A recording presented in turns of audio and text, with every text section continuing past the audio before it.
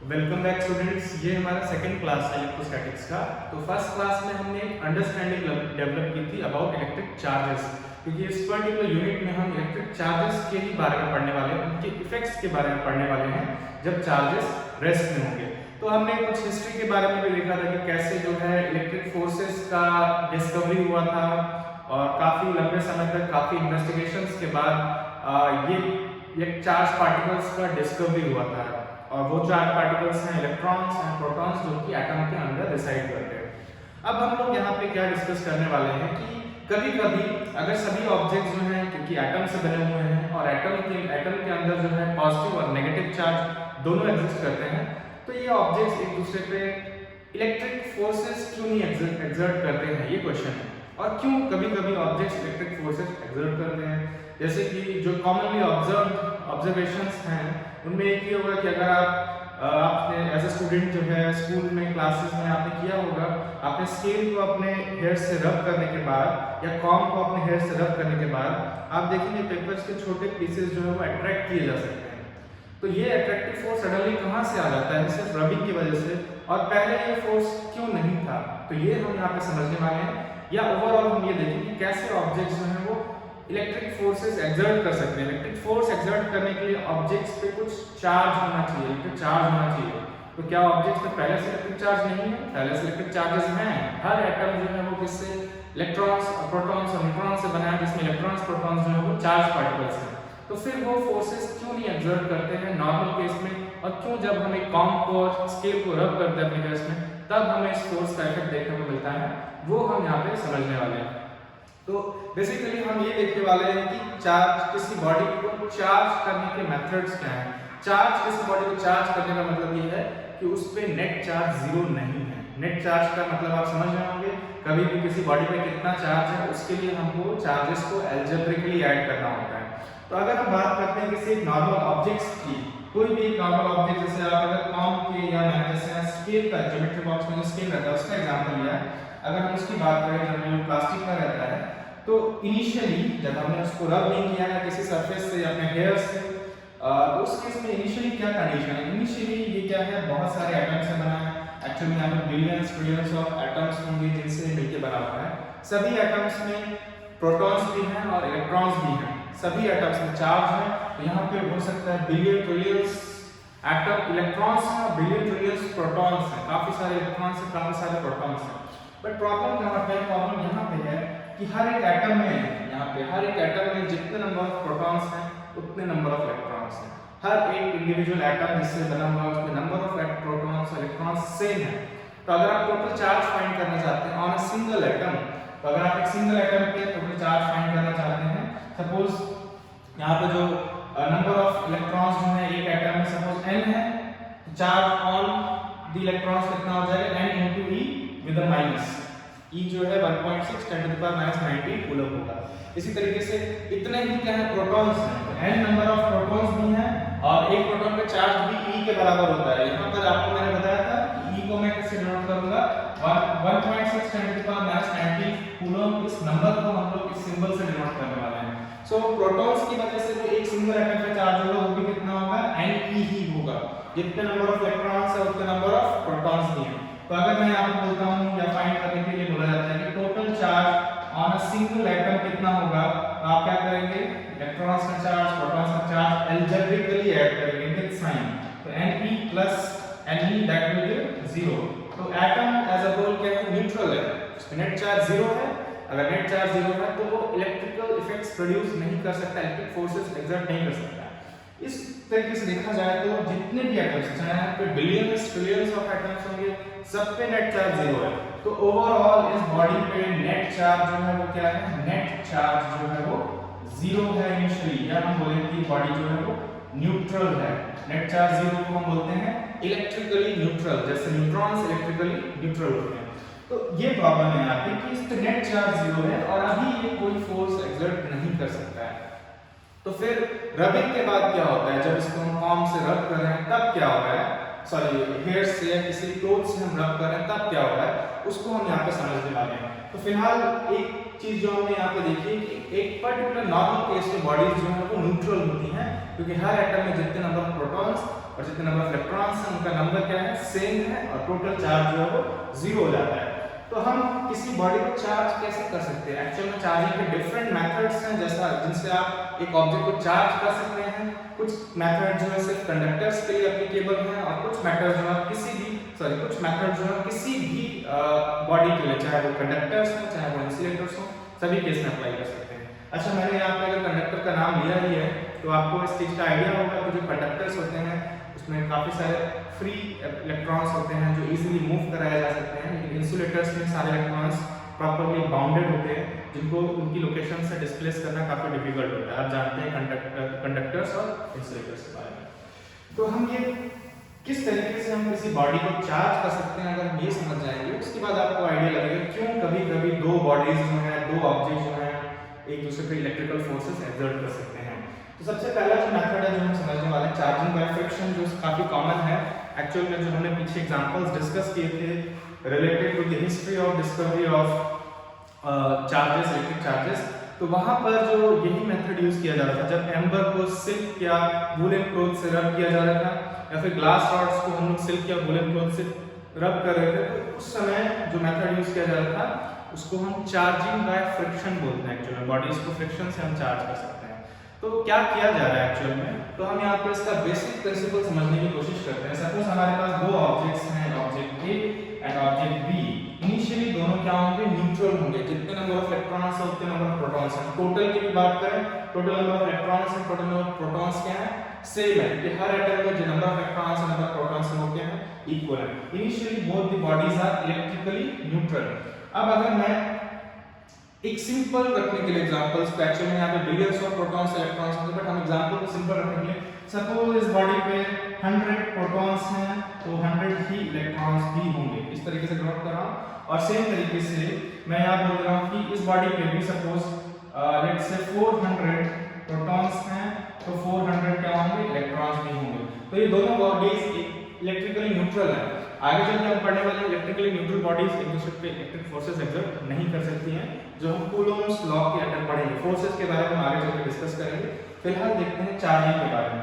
तो अगर मान लो मैं चाहता हूँ कि ये बॉडीज न्यूट्रल ना रहें, कि पॉजिटिव या नेगेटिव चार्ज आ जाए, तो इसका क्या तरीका है?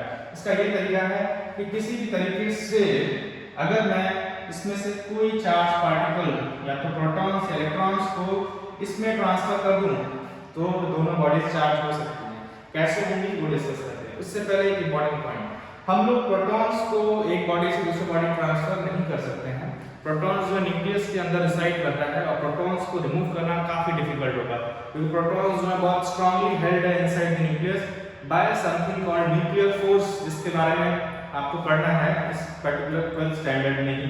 तो इससे प्रोटॉन्स को निकालना मुश्किल है। एक तरीके से अगर प्रोटॉन्स को निकाला है तो आप एटम को एक तरह से ब्रेक करने वाले हैं, इसका मतलब ये है, ठीक है। तो वो हम नहीं कर पाते हैं नॉर्मल सर्कमस्टेंसेस में। तो ये ध्यान रखेंगे, इससे प्रोटॉन्स ट्रांसफर नहीं हो सकते हैं एटम के अंदर के प्रोटॉन्स, बट जो इलेक्ट्रॉन्स हैं वो ट्रांसफर किए जा सकते हैं। कैसे किए जाएंगे हम उसमें आएंगे।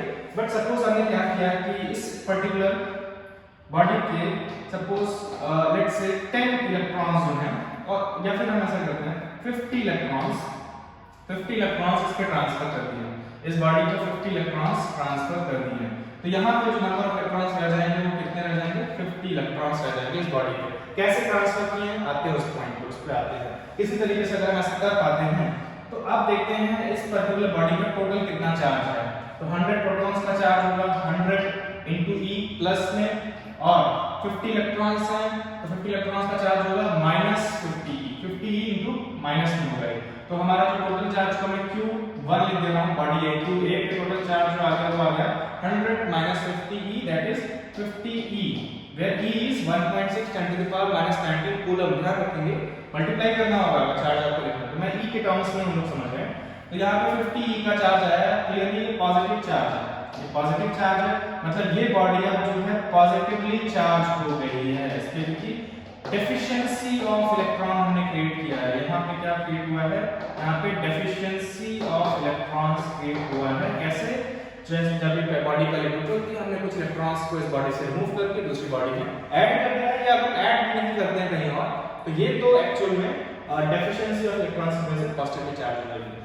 इस बॉडी की बात करते हैं। अब इस कंडीशन में इस बॉडी का टोटल चार्ज जो है वो कितना है 40 प्रोटॉन्स है तो 40 प्रोटॉन्स की वजह से जो चार्ज होगा 40 E लिखा जा सकता है, वेयर E इज 1.6 × 10⁻19 कूलम। याद रखेंगे E को आपको लास्ट में पुट करना है, हम यहाँ पे सिंपली एक आइडिया ले रहे हैं चार्ज कैसे डेवलप होगा, ठीक है। और भी चार्ज है, अब कितना है, अब टोटल जो नंबर ऑफ इलेक्ट्रॉन्स है वो 450 है, तो माइनस में चार्ज होगा की वजह से 450 E। अगर हम इसको कैलकुलेट करते हैं हमें आंसर मिलेगा -50 E। और ऐसा होना भी चाहिए था क्योंकि अब इसके पास एक्स्ट्रा 50 इलेक्ट्रॉन्स हैं, क्योंकि 400 प्रोटॉन्स और 400 इलेक्ट्रॉन्स की वजह से नेट चार्ज पहले से 0 था, हमने एक्स्ट्रा 50 इलेक्ट्रॉन्स दिए हैं तो इसको -50 इलेक्ट्रॉन के बराबर जो है वो चार्ज आ जाएगा।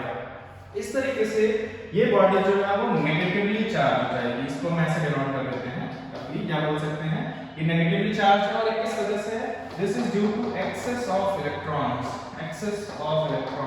इलेक्ट्रॉन्स के एक्सेस होने की वजह से ये क्या है, नेगेटिवली चार्ज हो गई है। तो ये तरीका है कैसे हम दो बॉडीज को चार्ज कर सकते हैं। आप इसमें ध्यान रखेंगे अगर इनिशियली दोनों बॉडीज जो न्यूट्रल हैं तो जितना ट्रांसफर की वजह से, इलेक्ट्रॉन्स के ट्रांसफर की वजह से जितना पॉजिटिव चार्ज एक बॉडी पे आएगा उतना ही नेगेटिव चार्ज दूसरी बॉडी पे आ रहा है, ये आपको नोटिस करना चाहिए और ऐसा होना भी चाहिए क्योंकि पहले दोनों न्यूट्रल थे तो जितने नंबर ऑफ इलेक्ट्रॉन्स रिमूव करूंगा उसके करस्पॉन्डिंग उतना अमाउंट ऑफ पॉजिटिव चार्ज इस पे आ जाएगा और जितने इलेक्ट्रॉन्स मैं ऐड करूंगा उतना इस पे चार्ज नेगेटिव में आ जाएगा। तो इस तरीके से न्यूट्रल बॉडीज को हम चार्ज कर सकते हैं। लेकिन नेक्स्ट क्वेश्चन ये है कि इलेक्ट्रॉन ट्रांसफर कैसे किया जाए, कैसे पॉसिबल है। एक्चुअल में इसको हम बहुत सिंपल जो हमारा एटम है उसकी पिक्चर से समझ सकते हैं। एक्चुअल में अगर आप इलेक्ट्रॉन्स को सफिशिएंट एनर्जी देते हैं तो इलेक्ट्रॉन्स को रिमूव किया जा सकता है एटम से। इसके बारे में भी आपने पढ़ा होगा, एटम्स के इलेक्ट्रॉन्स, किसी इलेक्ट्रॉन को आप एनर्जी ज्यादा देंगे तो वो हायर ऑर्बिट में जाता है, अगर एक सफिशिएंट अमाउंट ऑफ एनर्जी देंगे तो इलेक्ट्रॉन रिमूव भी किया जा सकता है किसी सरफेस से। तो हम किसी तरीके से अगर ये एनर्जी प्रोवाइड करें तो इलेक्ट्रॉन्स रिमूव हो सकते हैं और किसी तरीके से हमको इस इलेक्ट्रॉन को दूसरी बॉडी में ट्रांसफर करना होगा और उसका एक मेथड है जिसको हम बोलते हैं चार्जिंग बाय फ्रिक्शन और वो हम समझने वाले हैं।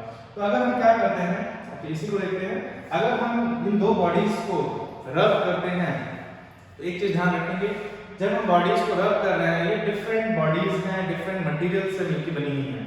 तो इसमें हो सकता है इलेक्ट्रॉन्स, सारे इलेक्ट्रॉन्स जो है बहुत, इन दोनों में इलेक्ट्रॉन्स जो बाउंडेड है बाय एटम्स, बट किसी केस में इलेक्ट्रॉन्स जो लूजली बाउंड हो सकते हैं और किसी मटेरियल में इलेक्ट्रॉन्स स्ट्रांगली बाउंड हो सकते हैं। किसी केस में इलेक्ट्रॉन्स लूजली और किसी केस में इलेक्ट्रॉन्स स्ट्रांगली बाउंड हो सकते हैं। तो अगर हम इन दोनों से बॉडीज को रब करते हैं एक दूसरे से, जैसे कि अगर हम जो ग्लास वूल के साथ ग्लास को जो हम लोग वूल या सिल्क क्लॉथ के साथ रब कर रहे थे तो उस केस में क्या हो रहा था, रब करने से बाय फ्रिक्शन ऐसे समझ सकते हैं कि हीट जनरेट होगा और ये हीट एनर्जी अगर किसी इलेक्ट्रॉन को मिला तो वो हायर एनर्जी वाला इलेक्ट्रॉन जो है उस मटेरियल से रिमूव किया जा सकता है क्योंकि उसके पास हायर एनर्जी है तो मटेरियल से बाहर भी जा सकता है। और इस तरीके से क्या होगा, जो मटेरियल जो है, जिस मटेरियल में इलेक्ट्रॉन्स लूजली बाउंड हैं, लूजली बाउंड को थोड़ा सा एनर्जी मिलेगा वो एक मटेरियल से निकल के दूसरे मटेरियल में ट्रांसफर हो सकते हैं। मतलब सिंपली दो सरफेस को रब करके उनको चार्ज कर सकते हैं। सपोज मेरा राइट हैंड है वो इस मटेरियल को रिप्रेजेंट कर रहा है जिसमें इलेक्ट्रॉन्स लूजली बाउंड हैं in comparison to the left hand, जो लेफ्ट हैंड के मटेरियल के इलेक्ट्रॉन्स हैं। तो अगर मैं इन दोनों सरफेसेस को रब करता हूँ, इन दोनों ऑब्जेक्ट्स को रब करता हूँ, it will generate some heat और वो हीट जो है दोनों ही मटेरियल के इलेक्ट्रॉन्स गेन करेंगे। बट क्योंकि इस मटेरियल के इलेक्ट्रॉन्स जो लूजली बाउंड है तो अगर वो सफिशिएंट हीट है तो कुछ इलेक्ट्रॉन्स जो है वो एटम से रिमूव होकर इस वाली बॉडी में चले जाएंगे क्योंकि दोनों बॉडी कांटेक्ट में। इस पर्टिकुलर बॉडी के इलेक्ट्रॉन्स जो है एक तरीके से ड्यू टू फ्रिक्शन रिमूव होके इस बॉडी पे कह सकते हैं ट्रांसफर हो जा रहे हैं और इस तरीके से इस पे इलेक्ट्रॉन्स कम हो गए और इस पे इलेक्ट्रॉन्स क्या हो गए, ज्यादा हो गए। तो ये नेगेटिव, ये पॉजिटिवली चार्ज हो जाएगा और ये नेगेटिवली, बिल्कुल जैसा हमने यहाँ पे देखा है। इस मेथड को हम चार्जिंग बाय फ्रिक्शन बोलते हैं और इस मेथड को आप बहुत तरीके से वेरीफाई कर सकते हैं। तो जो पीछे केस था जहाँ पे एम्बर को हम लोग रब कर रहे थे किससे, वुलन क्लॉथ से या सिल्क क्लॉथ से, तो उस केस में एम्बर जो है वो चार्ज हो जा रहा था, यानी कि वहां पे भी इलेक्ट्रॉन ट्रांसफर हो रहा था। ग्लास रॉड को जो हम लोग वुल या सिल्क क्लॉथ से रब कर रहे थे वहां पे भी यही हो रहा था, किसी एक मटेरियल से दूसरे मटेरियल में इलेक्ट्रॉन्स जो है वो ट्रांसफर हो जा रहे थे। तो एक पॉजिटिवली चार्ज हो जा रहा था और एक नेगेटिवली चार्ज हो जा रहा था। अब ग्लास रॉड्स अगर दो हैं, दोनों को हम सिल्क क्लॉथ से रब करते हैं तो दोनों ही ग्लास रॉड पे सेम चार्ज आएगा, क्योंकि दोनों ही या तो लूज करेंगे इलेक्ट्रॉन या तो गेन करेंगी, और अगर दोनों पे सेम चार्ज आया, अगर हम क्लोज लाते हैं तो वो रिपेल करेंगी, इसलिए ग्लास रॉड जो है रिपेल कर रही थी। इसी तरीके से यहाँ पे क्या होना चाहिए, इसमें क्या हुआ है, डिफरेंशियल इलेक्ट्रॉन क्रिएट हुआ है, तो ये पॉजिटिवली चार्ज है, ये नेगेटिवली चार्ज है। अब इनको अगर हम क्लोज लाते हैं तो इस पे ओवरऑल पॉजिटिव चार्ज है, इस पे नेगेटिव चार्ज है, तो दोनों के दोनों ऑब्जेक्ट्स एक दूसरे को अट्रैक्ट करेंगे। तो ये है वो मेथड जिसको हम बोलते हैं charging by friction, charging by friction. तो यहाँ पे एक छोटी सी इमेज में भी वही मेथड जो सिंपली दिखाया गया है कि आपके पास क्या यहाँ पे प्लास्टिक का पाइप है, इसको हम एक रैक से रब कर रहे हैं, तो क्या होगा आप नोटिस कर सकते हैं initially number of electrons protons जो है सेम है। आप नोटिस करें इसको, ब्लू से जो है वो पॉजिटिव चार्ज को दिखाया है, प्रोटॉन्स को नेगेटिव को जो है रेड से दिखाया गया है। ये चीज भी आपको नोटिस करनी चाहिए। रबिंग की वजह से क्या हो रहा है, कुछ इलेक्ट्रॉन्स इस रैक से इस पीवीसी पाइप पे आ जा रहे हैं। तो पहले इनिशियल दोनों जो है वो न्यूट्रल बॉडीज थी, लेकिन अब ये बॉडीज क्या हो जा रही हैं, चार्ज हो रही है। इस पे नेगेटिव चार्ज कम हो गया, मतलब पॉजिटिव चार्ज हो गई है, और इस पे एक्सेस ऑफ नेगेटिव चार्ज आ गया, मतलब ये नेगेटिवली चार्ज हो गई है। और आपको एक चीज और नोटिस करनी चाहिए कि यहाँ पे पॉजिटिव चार्ज ट्रांसफर नहीं हो रहा है, वो पॉसिबल नहीं होगा। यहाँ पे चार्ज ट्रांसफर जो हो रहा है वो इलेक्ट्रॉन्स ट्रांसफर किए जा सकते हैं, तो नेगेटिव चार्ज ट्रांसफर हो रहा है। इस तरीके से रैक जो है पॉजिटिवली चार्ज हो जा रहा है, और पीवीसी पाइप जो है वो नेगेटिवली चार्ज हो रहा है, और स्टार्टिंग में दोनों न्यूट्रल थे। तो ये एक मेथड है जिसके थ्रू जो है हम ऑब्जेक्ट्स को चार्ज कर सकते हैं। जल्दी से हम एक सेकंड मेथड देखते हैं, क्योंकि एक्चुअल में हम लोग जो है यहाँ पे मैं आपको एक बार सारे मेथड्स बता दूंगा, और उसके बाद फिर क्वेश्चंस करेंगे जो मेथड्स हैं पे बेस्ड, डिफरेंट टाइप के क्वेश्चंस जो कि मेथड्स की अंडरस्टैंडिंग पे बेस्ड होंगे, और उससे आप समझ अप्लाई कर पाएंगे जो हमने आगे पढ़ा है। तो हम क्वेश्चंस जो है सब एक साथ देखेंगे, आपको चार्जिंग बाय फ्रिक्शन का आइडिया लग गया है। तो चार्जिंग बाय फ्रिक्शन में हम क्या करते हैं, by simply rubbing two objects हम उनको चार्ज कर सकते हैं। ठीक है, आगे चलते हैं। जो सेकंड मेथड है चार्जिंग बाय कंडक्शन, इस नाम से जाना जाता है चार्जिंग बाय कंडक्शन। तो एक्चुअली ये मेथड जो है एप्लीकेबल होगा मेनली मेटालिक सब्सटेंसेस या कंडक्टर्स के केसेस में। ठीक है, कैसे ऐसा हो सकता है, इसके लिए सपोज आपके पास एक पहले से चार्ज ऑब्जेक्ट है, चार्ज ऑब्जेक्ट है। चार्ज ऑब्जेक्ट का मतलब ये है कि उसके ऊपर पहले से कुछ चार्ज है, ऑब्जेक्ट्स मेटालिक होने चाहिए। इस केस में हम लोग क्या करने वाले हैं, by just contact charge transfer किया जा सकता है। तो इसको हम लोग बहुत सिंपल तरीके से समझेंगे, और एक बार हम लोग इलेक्ट्रिक पोटेंशियल जब समझ लेंगे, आगे जो टर्म्स आने वाली, तब आपको ये एग्जैक्ट समझ में आएगा क्या हो रहा है। फिलहाल सपोज हमारे पास एक मेटलिक रॉड है, और इसको हमने किसी तरीके से चार्ज कर दिया है, तो इस पे क्या होगा, एक्सेस ऑफ इलेक्ट्रॉन्स होंगे, बहुत सारे एक्सेस ऑफ इलेक्ट्रॉन्स होंगे। यहाँ पे पॉजिटिव चार्ज को मैं नहीं दिख रहा हूँ, एक्सेस ऑफ इलेक्ट्रॉन्स, और ये मेटेलिक है, मेटेलिक रॉड है। मेटेलिक रॉड का मतलब ये है, या कंडक्टर इसका मतलब ये है कि इसके इलेक्ट्रॉन्स फ्रीली मूव कर सकते हैं इस पर्टिकुलर मटेरियल में। इस समय इसके पास एक्सेस ऑफ इलेक्ट्रॉन्स है, तो इनके बीच में काफी रिपल्शन है, लेकिन ये बाहर नहीं जा सकते हैं, क्योंकि अगर ये बाहर जाएंगे तो ये जो मेटल रॉड है उस पर पॉजिटिव चार्ज आ जाएगा इसकी वजह से, और वापस से इसको अट्रैक्ट कर सकता है, ऐसा देखा जा सकता है। तो इलेक्ट्रॉन्स जो है बाहर नहीं जा सकते, इनके बीच में रिपल्शन है, बट इसको इस सरफेस से बाहर नहीं जा सकते, मेटल रॉड के सरफेस तक रीच करेंगे due to internal repulsion between this excess electrons, क्योंकि ये मूव कर सकते हैं इजीली। तो ये मेटल सरफेस या रॉड के सरफेस पे आएंगे, लेकिन इससे बाहर जंप नहीं कर सकते, क्योंकि जंप करेंगे, जंप करने का मतलब ये है इलेक्ट्रॉन बाहर जा रहा है और मेटल रॉड पे पॉजिटिव चार्ज आएगा, और इस वजह से वो अट्रैक्ट हो सकता है वापस। सिंपली ऐसे समझा जा सकता है सर इस चीज को। तो इस मेटल रॉड की सरफेस पे क्या है, बहुत सारे एक्सेस इलेक्ट्रॉन्स हैं, चार्ज किया है। किस तरीके से हम फ्रिक्शन से कर सकते हैं, और भी मेथड्स है जैसे इसको चार्ज किया गया होगा।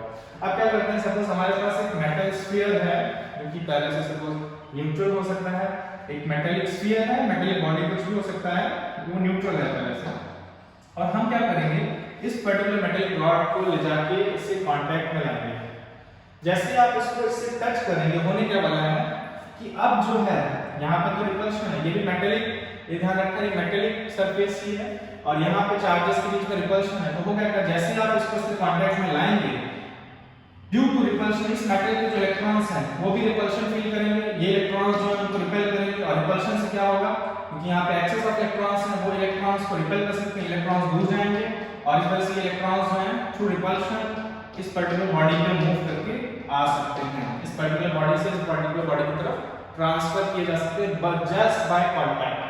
बट कंडीशन क्या है कि दोनों बॉडीज जो है मेटेलिक होनी चाहिए, क्योंकि इलेक्ट्रॉन्स जो है जब रिपेल करेंगे इस बॉडी के इलेक्ट्रॉन्स को, जो फ्री इलेक्ट्रॉन्स हैं वो मूव तभी कर पाएंगे अगर वो मूवेबल होंगे। अगर ये मूवेबल नहीं है तो ये मूव नहीं कर पाएंगे। तो ये मूवेबल इलेक्ट्रॉन्स होने चाहिए, शिफ्ट हो जाए, और इस वजह से ये इलेक्ट्रॉन्स जो है एंटर कर सकते हैं। इन पे रिपल्शन था, ये पुश किए जा रहे थे, बट इनके लिए पाथ नहीं था, कोई कंडक्टिंग पाथ नहीं था जिससे कोई इलेक्ट्रॉन्स मूव करके यहाँ जाए। बट दोनों ही कंडक्टर्स हैं, तो ये जो एक्सेस इलेक्ट्रॉन्स हैं मूव करके इस बॉडी पे जा सकते हैं थ्रू रिपल्शन। ये एक सिंपल तरीका है इसको समझने का, बाय कंडक्शन कैसे बॉडीज को चार्ज किया जाएगा। फिर अगर आप इस ऑर्डर बढ़ाएंगे तो ये बॉडी चार्ज हो जाएगा। नेक्स्ट क्वेश्चन ये आ सकता है कि कितना अमाउंट ऑफ चार्ज जो है ट्रेवल करके जाएगा इस फर्स्ट बॉडी से सेकंड बॉडी तक, क्या ये फिक्स्ड है या ये किसी चीज किसी फैक्टर्स पे डिपेंड करेगा। तो एक चीज ध्यान रखेंगे, फर्स्ट बॉडी से सेकंड बॉडी में कितना चार्ज ट्रांसफर होके जाएगा ये बहुत इजी नहीं है बताना, यहाँ पे ये डिफिकल्ट होगा। ऐसा जरूरी नहीं है कि सारा का सारा चार्ज जो है यहाँ ट्रांसफर हो जाएगा, ये ध्यान रखेंगे। इसके लिए कुछ कंडीशंस हैं, हमें पोटेंशियल्स के बारे में पता होना चाहिए जो कि हम आगे चल के समझने वाले हैं। तो फिलहाल एक पॉइंट आपको दिमाग में रखना है, वो ये है not all the charge will be transferred from one body to other body by conduction. सारा चार्ज ट्रांसफर नहीं होगा। रफली आप ऐसे समझ सकते हैं कि यहाँ रिपल्शन ज्यादा है या रिपल्शन कम था तो ओवरऑल चार्ज यहाँ ट्रांसफर होगा, लेकिन एक बार दोनों तरफ से रिपल्शन जो चार्जेस को बराबर मिल रहा है तो फर्दर ट्रांसफर रुक जाएगा। रफली ऐसे समझा जा सकता है। लेकिन एक चीज हम यहाँ पे मैं आपको जो डायरेक्ट बताने वाला हूँ ये है कि सपोज आपके पास दो बॉडीज हैं जो शेप आइडेंटिकल है, सेम शेप और साइज की आइडेंटिकल बॉडीज हैं। जैसे मैं दो स्फीयर से ले लेता हूँ, दो स्फेरिकल बॉडीज हैं, इसको मैं ए बोल रहा हूँ, इसको बी। इस केस में दोनों मेटेलिक है, दोनों मेटेलिक है।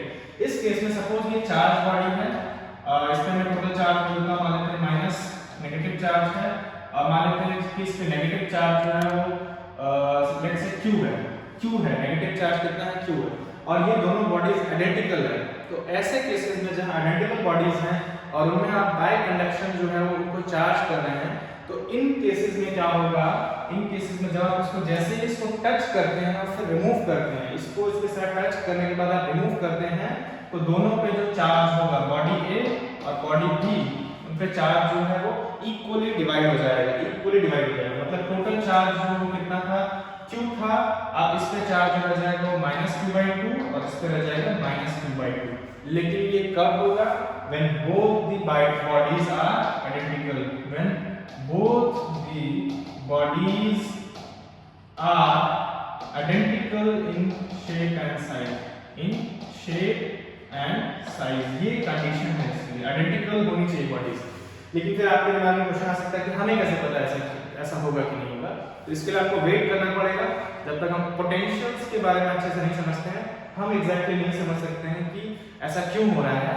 तो लेकिन फिर भी क्वेश्चंस के केसेस में आपको ऐसे कंडीशन दी जाएंगी, तो उन केसेस के लिए आपको फिलहाल इसको ध्यान रखना होगा कि अगर आइडेंटिकल बॉडीज हैं उनको आप कांटेक्ट में लाते हैं तो चार्ज जो है वो इक्वली डिस्ट्रीब्यूट हो जाएगा, ठीक है। इसका एक और मतलब है, उसको भी हम क्लियर करते हैं। सपोज स्टार्टिंग में क्या होता है, इस बॉडी के चार्ज जो है -q है और इस पे मान लेते हैं चार्ज जो है 3q है प्लस में, इस बॉडी पे प्लस में। तो इस केस में क्या होने वाला है, अगर मैं याद रखेंगे ये क्या है, कंडक्टर्स है, कंडक्टर्स है। तो इस केस में क्या होने वाला है, अगर मैं इन दोनों बॉडीज को कांटेक्ट में लाता हूं तो क्या होगा, जो टोटल चार्ज है वो इक्वली डिस्ट्रीब्यूट हो जाएगा, ध्यान रखेंगे। तो यहाँ पे टोटल चार्ज कितना है, इस पे 3q है और इस पे -q है। तो टोटल चार्ज हम अलजेब्रिकली सम करके फाइंड करते हैं, 3q और -q कितना हो जाएगा 2q। टोटल चार्ज 2q है और वो जैसे आप इसको कांटेक्ट में लाके सेपरेट करेंगे इक्वली डिस्ट्रीब्यूट हो जाएगा। इस पे चार्ज कितना आएगा, इस पे 2q आएगा, सॉरी इस पे q आएगा और इस पे भी q होगी प्लस में। टोटल चार्ज कितना है -q plus 3q, that will give a total charge of 2q, and after bringing them in contact with each other, अगर आप इनको सेपरेट करते हैं तो ये चार्ज जो इक्वली डिस्ट्रीब्यूट होने वाला है, 2q इक्वली डिस्ट्रीब्यूट करना है दो बॉडीज के बीच में, तो q चार्ज दोनों पे आ जाएगा। इस तरीके से वर्क करेगा आइडेंटिकल बॉडीज के केस में this method, charging by conduction का मेथड आइडेंटिकल बॉडीज के केस में इस तरीके से वर्क करेगा। तो यहाँ पे आपके दिमाग में बहुत सारे क्वेश्चंस आ सकते हैं कि हमें कैसे पता है, तो आपको इसके लिए वेट करना पड़ेगा, जो मैं आपको पहले बता चुका हूँ, आपको ये ध्यान रखना होगा। बट अगर मान लो जैसे कि अलग अलग शेप और साइज की बॉडीज हैं तो यहाँ चार्ज ट्रांसफर होगा, लेकिन कितना होगा वो डिफिकल्ट होगा निकालना जब तक पोटेंशियल की अंडरस्टैंडिंग नहीं होती है, ठीक है। तो जब आप चार्जिंग बाय कंडक्शन के क्वेश्चंस आते हैं, अगर एग्जाम्स की बात कर रहे हैं, तो वो ऐसे केसेस के लिए आते हैं जहाँ पे आइडेंटिकल बॉडीज दी होती हैं, और हम क्वेश्चंस देखेंगे, क्वेश्चंस किस टाइप के होंगे। आइडेंटिकल बॉडीज होंगी तो वहाँ पे इक्वली डिस्ट्रीब्यूट होगा टोटल चार्ज, दोनों बॉडी पे टोटल चार्ज कितना है वो इक्वली डिस्ट्रीब्यूट होने वाला है, दोनों पे सेम चार्ज आएगा। एक बार आप कॉन्टेक्ट में लाके सेपरेट करते हैं, कब? जब दोनों बॉडीज जो है वो क्या होनी चाहिए, मैं इस पॉइंट को लिख दे रहा हूँ, identical in shape and size, identical in shape and size. तो ये हमारा क्या है, चार्जिंग बाय कंडक्शन वाला मेथड है, जिसमें कैसे सिर्फ कांटेक्ट पे लाके आप दो ऑब्जेक्ट्स को चार्ज कर सकते हैं। और इस मेथड की कंडीशन ये है कि दोनों जो कांटेक्ट में ला रहे हैं जिन मटेरियल्स और सब्सटेंसेस को या ऑब्जेक्ट्स को, वो जो है मेटेलिक होने चाहिए, अच्छे कंडक्टर्स होने चाहिए, ठीक है। तो इसका एक पिक्चर के फॉर्म में रिप्रेजेंटेशन भी दिया है मेरे पास है, उसको भी हम देखते हैं। ये क्या किया हमने, नेगेटिवली चार्ज रॉड थी और ये हमारे पास स्फीयर था, दोनों मेटेलिक हैं, इसको मैं कांटेक्ट में लाया, आपने देखा कुछ चार्ज तुरंत उस पर ट्रांसफर हो गया है। ये कैसे? थ्रू रिपल्शन हुआ है, ऐसा समझ सकते हैं। इलेक्ट्रॉन्स के बीच में रिपल्शन है, जैसे इसके कांटेक्ट में आएंगे ये मेटेलिक होगा तो इसके इलेक्ट्रॉन्स पे रिपल्शन फील करेंगे, और इस वजह से ये इलेक्ट्रॉन्स जो है इनको एक कंडक्टिंग पाथ मिल गया, ये ट्रांसफर किए जा सकते हैं। तो ये है वो मेथड, और आपको नोटिस करना चाहिए सारा चार्ज ट्रांसफर नहीं हुआ है स्फीयर में, कुछ अमाउंट ऑफ चार्ज ट्रांसफर हुआ है, और किस पे डिपेंड करता है, एक्चुअल में किस तरीके से शेप और साइज पे डिपेंड करता है बॉडी से, ठीक है। तो ये है हमारा चार्जिंग बाय कंडक्शन का जो मेथड है, उसके बारे में हमने यहाँ पे देखा। अब हमारे पास एक मेथड और रह गया है जिसको हम बोलते हैं चार्जिंग बाय इंडक्शन, तो वो मैं आपको नेक्स्ट क्लास में बताऊंगा। मेरे ख्याल से हमने ये जो दो मेथड्स हैं इसकी अच्छी अंडरस्टैंडिंग डेवलप कर ली है। मैं आपको चार्जिंग बाय इंडक्शन बताऊंगा, और हम लोग एक पर्टिकुलर डिवाइस जिसको हम इलेक्ट्रोस्कोप बोलते हैं उसके बारे में देखेंगे, और फिर कुछ क्वेश्चंस देखेंगे इन तीनों मेथड्स पे, देखेंगे हम कैसे इन मेथड्स को अप्लाई करके डिफरेंट बॉडीज पे कितना चार्ज है वो फाइंड कर सकते हैं। Thank you.